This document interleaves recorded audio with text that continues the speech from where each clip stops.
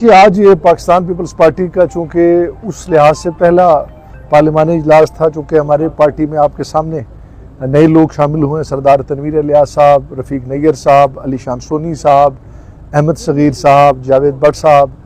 तो इस हवाले से एक तरह से आज ये मीटिंग उस हवाले से रखी गई थी, चूँकि हमारी तादाद अल्लाह के फजल करम से आज 17 हो चुकी है। मेंबर कश्मीर कौंसिल भी हमारे साथ अदनान सियाब साहब शामिल हुए हैं। तो एक तरह से आज की मीटिंग में मौजूदा सूरत हाल के हवाले से गुफ्तगू शनीद भी थी, चूँकि हम इस कोलिशन हुकूमत का हिस्सा हैं, और उस हवाले से दीगर मामलात के हवाले से भी बातचीत थी, और एक मैसेज भी था। मैं समझता हूँ कि ये एक बड़ा मैसेज है कि आने वाले वक्त में जब अगला साल इलेक्शन का साल है, पाकिस्तान पीपल्स पार्टी के ऊपर MLAs का एतमाद, इसकी बढ़ती हुई ताबताद, मेरे ख्याल में ये आने वाले इलेक्शन के हवाले से खुशखबरी की नवीद है।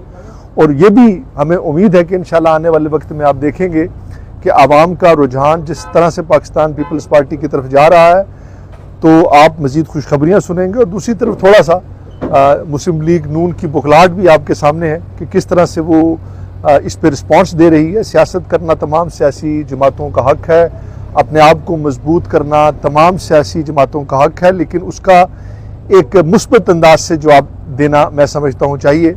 तो उसकी बुखलाहट आपने देखी चंद दिनों पहले जो कुछ हुआ। हमने तो जो लोग भी शामिल किए हैं वो सियासी निज़ाम का हिस्सा हैं, वो सियासी प्रोसेस के ज़रिए एक निज़ाम के अंदर आए हैं, और उस हवाले से आने वाले मुहर्रम के दिनों के बाद आप देखेंगे कि मज़ीद हम आपको इंशाल्लाह खुशखबरियाँ देंगे। आज हमारे जो साथी यहाँ पर मौजूद नहीं थे, हमारे पार्टी के सदर दीगर, वो भी जूम के ज़रिए हमारे साथ शामिल हुए, और एक तरह से यूनिटी का पैगाम था, यकजहती का पैगाम था कि पाकिस्तान पीपल्स पार्टी की पार्लिमानी पार्टी यकजा है। हमारे आने वाले साथियों को हमने खुश आमदेद कहा है।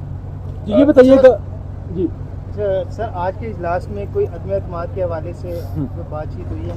जी बिल्कुल, आज ना ये किसी एजेंडे का हिस्सा था और ना ही इस हवाले से कोई बातचीत हुई है। ये मैंने आपसे कहा कि हमारी चूँकि पार्लिमानी पार्टी में मज़ीद इजाफा हुआ है और आने वाले वक्त में मज़ीद मैंने कहा कि इसमें बेहतरी आएगी। तो ये एक हमारी पहली एक तरह से हिकमत अमली के हवाले से मीटिंग थी, एक तरह से हमारा इंट्रोडक्शन भी था, एक तरह से हमारी जो इस हुकूमत का हम हिस्सा है, दीगर मामला तमाम हवाले से तफसील से बातचीत हुई है। लेकिन अदम एतमाद की ना ही इसमें कोई तस्करा हुआ, ना ही हमारे किसी एजेंडे का हिस्सा है। आप क्योंकि बड़े मुतहर्रिक हैं, दोनों जानिब जो पार्टी में नए लोग शामिल हुए हैं उनके साथ भी आपकी मुलाकातें, गुज़श्ता रोज़ एक तस्वीर भी रिलीज़ हुई, वज़ीर आज़म आज़ाद कश्मीर के साथ भी एक आपकी मुलाकात हुई, मौजूदा टीम कैप्टन भी है वो आपके। ये बताइएगा कि पीपल पार्टी किसी भी वो हवाले से कोई अदम एतमाद का वो रखती है ख्वाहिश कि वो अदम एतमाद करके कोई अपना वज़ीर आज़म लेके आए? देखिए, पीपल्स पार्टी के एजेंडे में ऐसा कोई भी हिस्सा नहीं है। हम अपनी पार्टी की मरकज़ी क़यादत के हुक्म पर इस कोलिशन हुकूमत का हिस्सा बने हैं। जब तक हमारी पार्टी क़यादत हमें कहेगी हम इस हुकूमत का हिस्सा रहेंगे।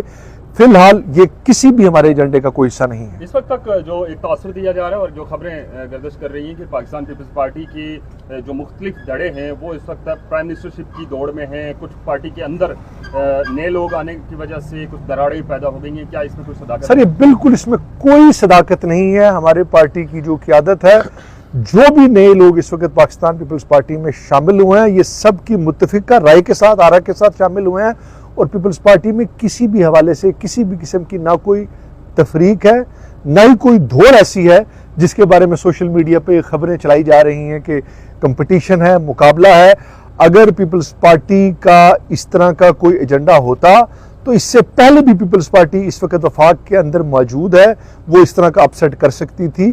ये किसी भी एजेंडे का कोई हिस्सा नहीं है। ये बताइएगा कि खबरें चल रही है कि वो भी शामिल होंगे और वो अपने काफ़ी जो चंद साथी हैं उनके साथ लेके शामिल होंगे, उनके हवाले से क्या कोई है पेशरफ? देखिए, मैंने आपसे ही बात, अभी मैं इस बारे में कोई हतमी बात तो नहीं कर सकता, लेकिन मैंने आपसे कहा कि आप इंशाल्लाह चंद दिनों में मज़ीद खुशखबरियाँ सुनेंगे।